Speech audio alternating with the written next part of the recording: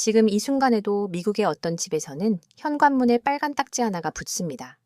그 집의 주인은 파산자가 아닙니다. 게으른 사람도 아닙니다. 오히려 아주 평범한 중산층입니다. 그런데도 집을 잃습니다. 오늘 이야기는 미국 부동산이 무너진다는 자극적인 예언이 아닙니다. 이미 조용히 진행 중인 현실에 대한 이야기입니다. 2008년은 폭발이었습니다. 신문이 소리쳤고 TV가 울부짖었습니다. 하지만 지금은 다릅니다. 이번엔 소리 없이 무너집니다. 마치 눈 오는 날, 지붕 위에 쌓이는 눈처럼. 처음엔 아무 일도 없어 보이지만 어느 순간 지붕은 버티지 못합니다. 오늘 우리는 왜 미국에서 다시 압류가 늘고 있는지, 그리고 이 흐름이 한국에 사는 우리에게 왜 중요한지를 이야기해 보려 합니다. 미국 부동산은 지금 이상한 상태입니다. 가격은 여전히 높습니다. 집은 비쌉니다. 그런데 사람들은 점점 버티지 못합니다. 이상하죠? 집값이 높으면 부자들이 많아야 할 것 같은데 현실은 정반대입니다. 이 배경을 이해하려면 세 가지만 기억하면 됩니다. 첫째, 미국은 고정금리 국가입니다. 둘째, 2020년에서 2022년 역사상 가장 싼 금리로 집을 샀습니다. 셋째, 그리고 갑자기 모든 것이 바뀌었습니다. 연방준비은행이 금리를 급격히 올렸고 대출은 더 이상 숨 쉴 수 있는 구조가 아니게 됐습니다. 문제는 새로 집을 산 사람이 아니라 이미 집을 가지고 있던 사람들입니다. 사람들은 이렇게 생각합니다. 미국은 고정금리라 괜찮지 않나? 맞습니다. 대출 금리는 고정입니다. 하지만 삶의 금리는 고정이 아닙니다. 집 한 채는 대출 금리만으로 유지되지 않습니다. 미국의 주택은 매달 4개의 파이프를 통해 돈이 빠져나갑니다.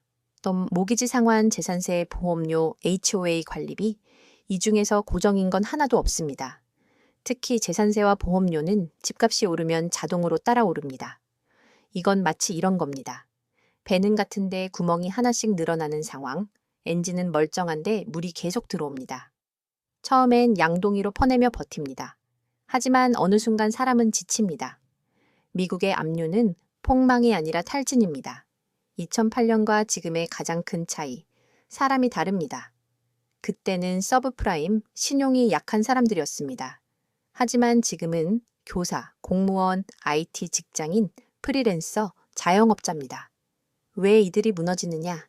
이들은 조금만 더 버티면 된다는 생각을 가장 오래 하는 계층입니다. 신용도 좋고 자존심도 있고 미래도 있다고 믿습니다. 그래서 가장 마지막까지 버팁니다. 그리고 가장 늦게 무너집니다. 이번 압류는 연쇄 폭발이 아니라 지연 붕괴입니다. 미국 애리조나의 한 가정이 있습니다. 2021년 금리 2%대의 집을 샀습니다. 당시엔 완벽한 선택처럼 보였습니다.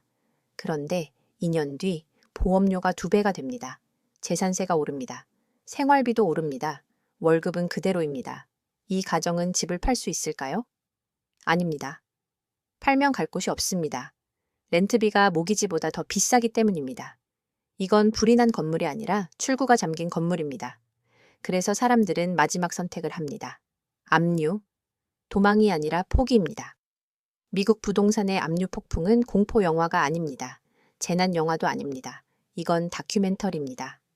그리고 중요한 건 이 흐름이 미국에서만 끝나지 않는다는 점입니다. 미국의 부동산은 세계 자본의 기준점입니다. 여기서 생긴 균열은 시간차를 두고 다른 나라로 번집니다. 오늘 이 이야기를 들어야 하는 이유는 단 하나입니다. 집값이 아니라 버틸 수 있는 구조를 봐야 하기 때문입니다.